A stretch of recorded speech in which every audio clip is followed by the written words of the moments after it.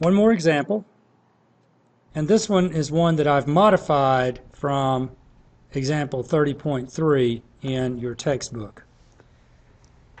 Here's the problem. A positive charge of 7 microcoulombs sits at point A. A negative charge of 5 microcoulombs sits at point B, as shown in the diagram. Calculate the electric field, its magnitude and direction at point P, shown in the diagram. So first of all, I want to imagine that I put a small test charge at point P. Remember, a test charge is always positive, it's always small, and it's going to tell us something about the forces that are acting in this problem. So there's my positive test charge. Now, what happens to that test charge as a result of the charge that's at point A?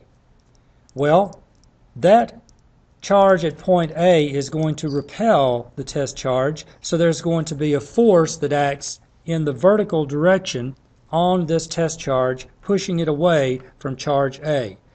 That means that the electric field due to point A is in the upward direction. Now, what does the test charge do as a result of the point charge at point B?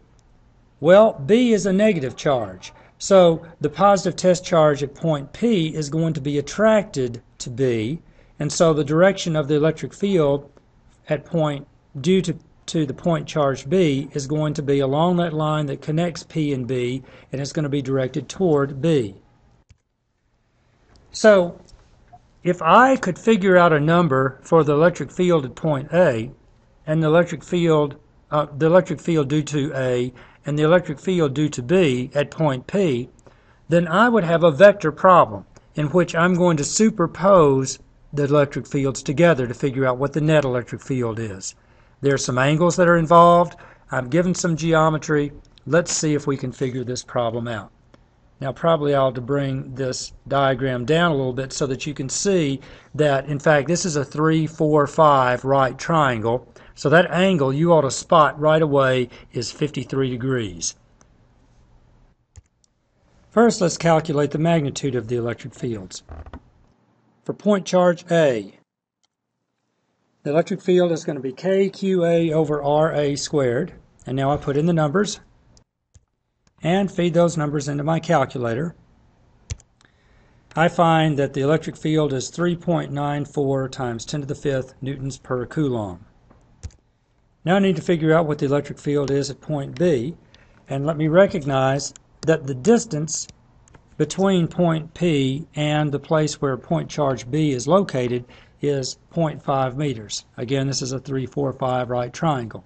So let's figure out what the electric field at point due to B is at point P. There's the formula. Let me feed in the numbers, and I'll put them into my calculator. And I find that the electric field strength is 1.8 times 10 to the 5th newtons per coulomb. Okay, so now what? Well, I want to use the principle of superposition. This now turns into a vector problem. I have a vector EA, which is 3.94 times 10 to the 5th. I need to erase that, times 10 to the 5th newtons per coulomb. That's in a completely vertical direction. I have another electric field that is at some angle. That angle theta is 53 degrees, so the angle that's up here by the electric field where point P is 37 degrees. I'm going to have to break the B electric field into X and Y components. So there's going to be a Y component and an X component. So I'm going to have to use some trig functions. So I can replace EB with EBY and EBX. And I can say that EBX is going to be EB times the cosine of theta, or the cosine of 53, and EBY is going to be EB times the sine of 53 degrees. Let me figure out what those magnitudes are. So working on the X component, I'm going to find that the electric field EBX is 1.08 times 10 to the 5th newtons per coulomb.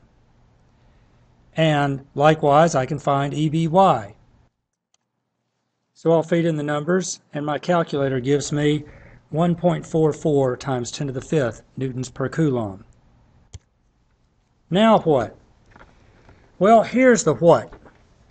The x component of the net electric field is going to be equal to the x component of EA plus the x component of EB. EA has no x component, so the x component of the net electric field is going to be the x component of EB. So let's write that down. E net x is going to be EAX plus EBX. But EAX is equal to 0 because it's completely vertical. So I get that the x component of the net electric field is 1.08 times 10 to the 5th newtons per coulomb, and it's to the right. What about the y component? Well, going back up to our picture, we see that the y component of EA is up, but the y component of EB is down. So the net electric field is going to be the difference between those two, and since EBY is less than EAY, then the net electric field in the y direction is going to be in the upward direction. So let's write down the numbers. I get that the net electric field in the y direction is just under 2.50 times 10 to the 5 newtons per coulomb, and it's in the upward direction. Now what? Well, now I have two sides of a vector triangle. I have a y component and I have an x component, and I can find the hypotenuse and the angle that this vector makes. So I have a vector triangle. E net is going to be the hypotenuse, E net x is the horizontal leg, E net y is the vertical leg. The angle phi defines the angle between the horizontal and the resultant vector. So let's do trigonometry and the Pythagorean theorem and figure out what that vector is. So there's the Pythagorean theorem, and now I feed in the numbers. Now again, I'm going to hang on to the decimals that my TI-89 gives me, but I will come up with some numerical result. I get that the hypotenuse of this electric field triangle is 2.72 times 10 to the 5th newtons per coulomb. Now, let's figure out what the angle is. And we could use any trig function we want to. I've used sine and cosine so far, so let's give tangent a fair shake. So the tangent of the angle is the opposite side divided by the adjacent side, E net y divided by E net x. Now let's feed in the numbers. So I get that the angle is just under 67 degrees. So finally, the question was, what is the net electric field at this point due to those two charges at A and B?